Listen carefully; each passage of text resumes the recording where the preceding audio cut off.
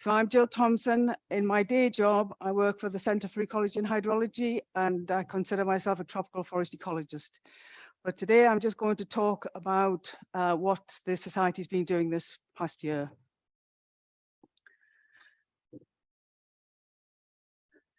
So an overview of the Botanical Society activities.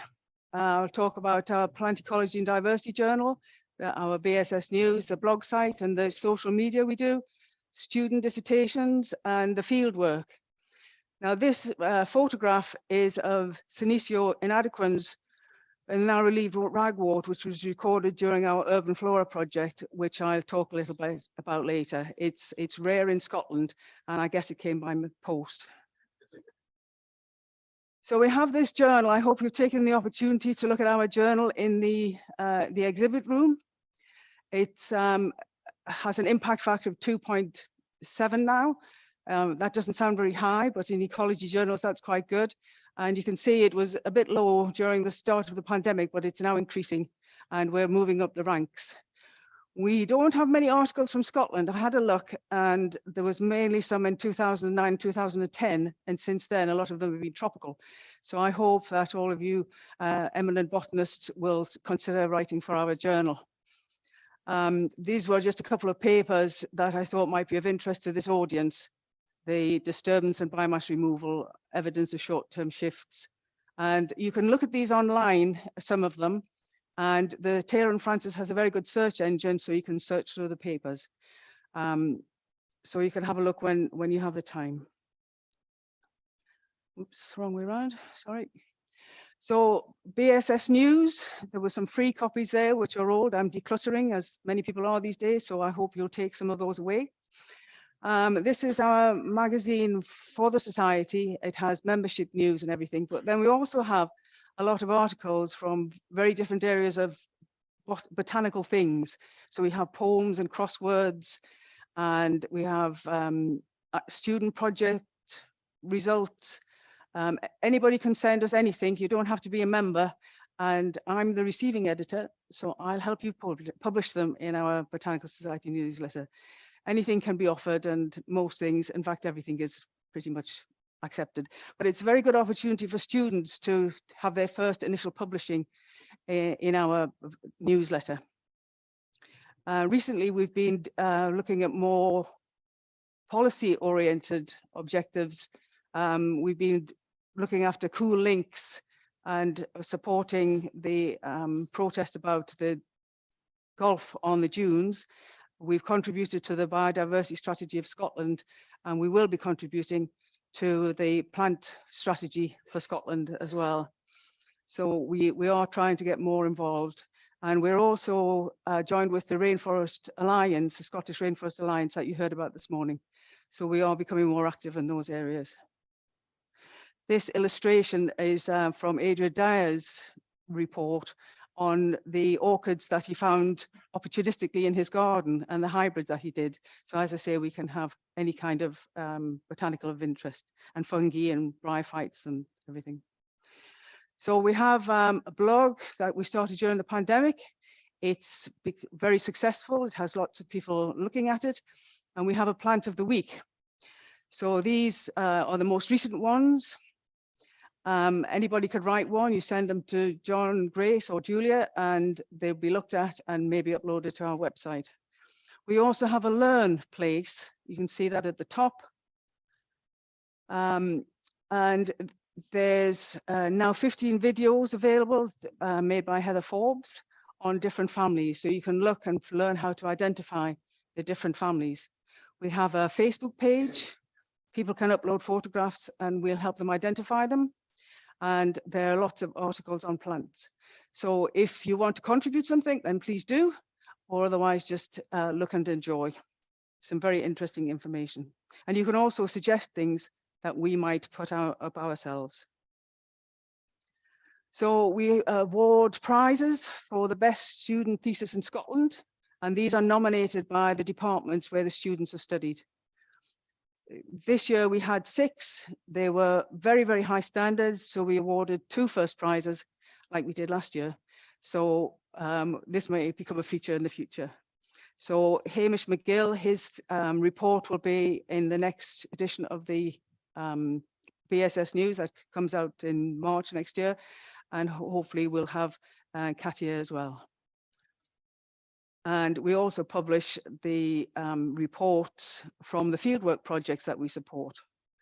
So we've awarded 3 student projects. Somebody did a plant identification course. There was a study on the effect of pollution on cherry trees in Edinburgh, and another on climate change and vegetation changes in the Canadian Arctic. So we have a variety of things, and we support students from Scottish universities who want to do some field work that doesn't contribute to their degree. So the details of the requirements for the funds you can see there, and we do funds for a lot of training grants. So we welcome more applications from those. So we do a lot of fieldwork excursions.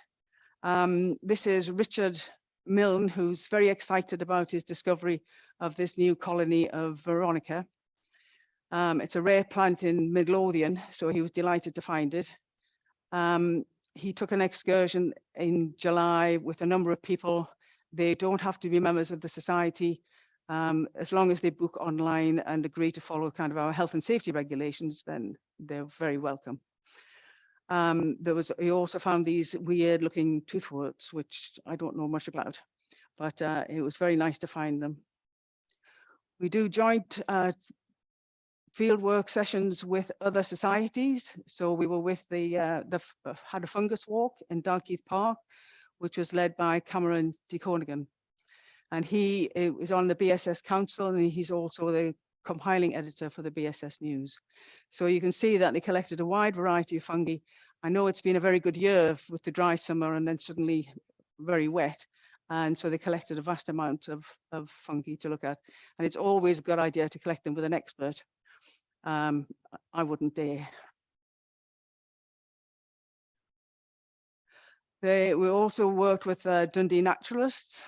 And this is where Brian hails from. So he's very involved in both societies, and did a joint recording with the Urban Flora Project with the Dundee naturalists. And this mossy stone crop, Crassula tilea, was recorded in a cemetery, and it's spreading rapidly, but I guess is probably not invasive, but it is spreading rapidly. And this is one of the most northernmost records. So this was done during the Urban Flora Project. So you might have seen the posters in the exhibition room on the Urban Flora Project. What grows in your street? This is where we've been encouraging citizen scientists to go out and record and learn about botany. We record in towns of over 1,000 people, and you can see from the distribution map that we've now covered quite a lot of the urban areas. But some of those studies in the urban areas are just a few streets maybe, and we do need a lot more coverage. And I met a lady earlier who was from Oban, so please go out and do some recording in Oban. We could do with some more records. We also have videos online. Now with the pandemic, we did all of our lectures over Zoom, and they were very popular in the beginning, and then people got Zoom fatigue, and so the numbers kind of diminished. But they are recorded, and in these dark winter nights, you can go and look at the recordings on YouTube. In the coming weeks, coming months and next talks, we will be recording them, but they won't go online immediately, because we want to encourage people to come. And if it's a bad night, you don't have the excuse to stay home. And it's so much nicer to speak to the speaker and meet some of the aspiring botanists. We had a good group from the students who are very keen to meet people who are interested in botany. So there's quite a few videos there now, and more will come. So the next talk that I'll advertise is mycorrhizal symbiosis, and that's going to be on the 17th of November. So please come along to see that. This lady's coming up from Sheffield, especially to talk to the audience. So please come and see that. The next 2 talks in December, we might do a little bit of Christmas entertainment too, maybe some cakes again. And that will be the 15th of December. And then in January, we'll be back looking at tree rings. So please come along to those talks. If you're a member, you get reminded, which is always helpful. So it's a very good reason to be a member. So thank you for listening today. Enjoy the rest of the conference this afternoon. And again, this photo was from Peggy's article in the BSS News. So just before finishing, I would like to say thank you to Jim for all of the work he's done with the BSBI and contributed to the Botanical Society of Scotland, and for organising this wonderful conference. And I wish him all the best for his retirement. Thank you.